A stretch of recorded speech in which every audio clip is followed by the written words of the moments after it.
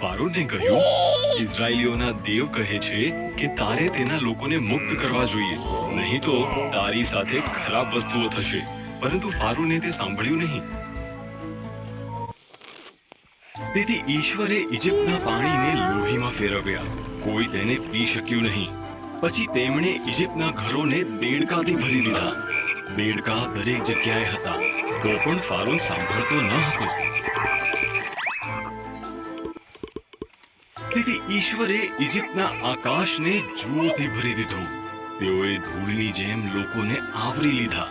પછી ઇજિપ્તની ભૂમિ પર માખીઓ ત્રાટકી, તો પણ ફારૂન સાંભળતો ન હતો. તેથી ઈશ્વરે ઇજિપ્તના પ્રાણીઓને મારી નાખ્યા. ઘોડા, ગધેડા, ઊંટ, ઘેટા, ગાય અને બકરા બધા મરી ગયા. પછી તેણે ઇજિપ્તની પ્રજાને ગુમડાથી ઢાંકી દીધી, તો પણ ફારૂન સાંભળતો ન હતો.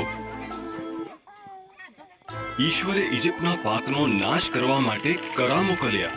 તેમના જવ અને શણ નાશ પામ્યા હતા.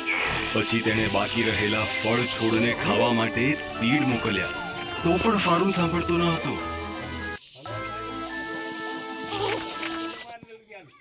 તેથી ઈશ્વરે ભૂમિ પર અંધકાર મોકલ્યો, પરંતુ ફરીથી ફારૂને તે સાંભળ્યું નહીં.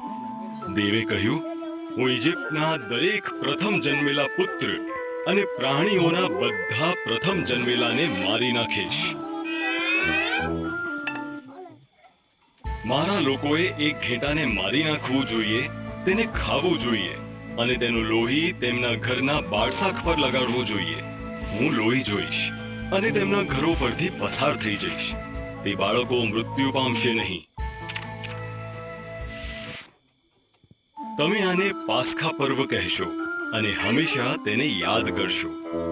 ઇઝરાયેલીઓએ ઈશ્વરની આજ્ઞા પાળી, પરંતુ ઇજિપ્તના પ્રથમ જન્મેલા પુત્રો, ફારૂનનો પુત્ર પણ મરી ગયો. અંતે ફારૂને સાંભળ્યું.